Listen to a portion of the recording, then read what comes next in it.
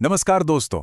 चलिए आज एक ऐसी आर्थिक पहेली को सुलझाते हैं जिसने दुनिया भर के बड़े बड़े एक्सपर्ट्स का भी सिर घुमा रखा है। हम बात कर रहे हैं चीन के स्टॉक मार्केट की, जो इतनी जबरदस्त इकोनॉमिक ग्रोथ के बावजूद पिछले लगभग 2 दशकों से एक ही जगह पर, मतलब कहीं नहीं गया है।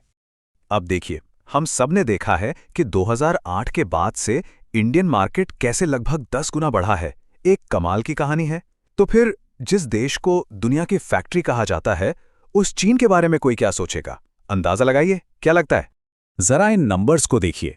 2008 से लेकर अब तक चीन की जीडीपी 4 गुना से भी ज्यादा हो गई। उनका टोटल ट्रेड डबल से ज्यादा हो गया और जीडीपी पर कैपिटा में भी एक जबरदस्त उछाल आया। मतलब हर तरफ से ग्रोथ ही ग्रोथ। तो ये डेटा देखकर तो किसी को भी लगेगा कि वहां का स्टॉक मार्केट तो आसमान छू रहा होगा, है ना? पर असलियत जानकर आप हैरान रह जाएंगे। मार्केट पूरी तरह से फ्लैट रहा है। जी हां, शंघाई स्टॉक एक्सचेंज आज भी अपने 2008 के पीक को पार नहीं कर पाया है। तो यहां पर सबसे जरूरी बात और सबसे पहला सबक ये है, किसी देश की जबरदस्त जीडीपी ग्रोथ का मतलब ये बिल्कुल नहीं है कि वहां का स्टॉक मार्केट भी वैसे ही जबरदस्त रिटर्न देगा। और यही चीज हमें हमारे आज के सबसे बड़े सवाल पर ले आती है, आखिर ऐसा क्यों? तो ठीक है, चलिए एक जासूस की तरह इस मिस्ट्री की तह तक जाते हैं। और हमारा पहला सुराग है, चीन का वो अविश्वसनीय ग्रोथ का इंजन अब धीरे धीरे ठंडा पड़ रहा है। इस चार्ट में देखिए, कहानी बिल्कुल साफ दिख रही है। 2000 के दशक में जो डबल डिजिट ग्रोथ चीन की पहचान थी, वो अब पुरानी बात हो चुकी है। अब तो 2026 के लिए टारगेट 5% से भी नीचे का रखा गया है। चीन का जो पुराना सक्सेस फॉर्मूला था ना, मतलब अंधाधुंध इंफ्रास्ट्रक्चर बनाओ और पूरी दुनिया को सामान बेचो, अब वही फॉर्मूला काम नहीं कर रहा है। इससे हुआ ये कि जरूरत से ज्यादा बिल्डिंग्स बन गए, घोस्ट सिटीज तक बन गए, और अब ये चीजें इकोनॉमी को वो पुराना वाला पुश नहीं दे पा रही हैं। चलिए अब आगे बढ़ते हैं अपने दूसरे सुराग की तरफ और देखते हैं कि असली दिक्कतें कहाँ हैं। बात सिर्फ बाहरी नहीं है। चीन की अर्थव्यवस्था के अंदर ही, दीवारों के भीतर ही बहुत बड़ी परेशानियां पनप रही हैं। किसी भी इकोनॉमी का असली इंजन होता है वहां के लोगों का पैसा खर्च करना, जिसे हम कंजम्पशन कहते हैं। पर यहां एक चौंकाने वाली बात है। अमेरिका में जहां ये जीडीपी का लगभग 80% है, वहीं चीन में ये सिर्फ 54% है।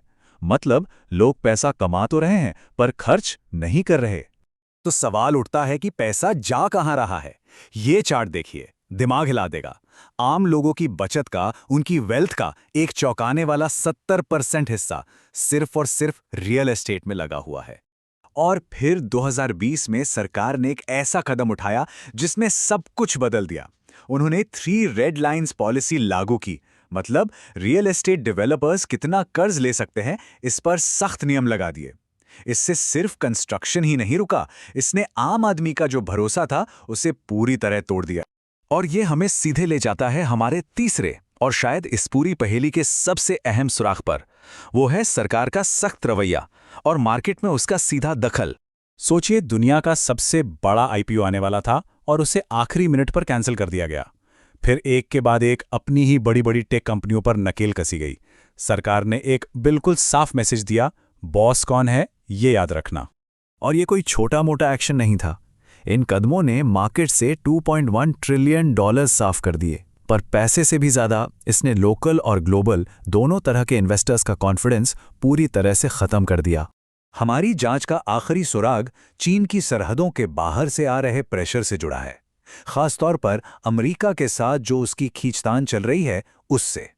पॉलिटिकल टेंशन की वजह से अमेरिका और यूरोप के जो बड़े बड़े इन्वेस्टर्स हैं, उन्होंने चीन से अपना पैसा निकालना शुरू कर दिया है।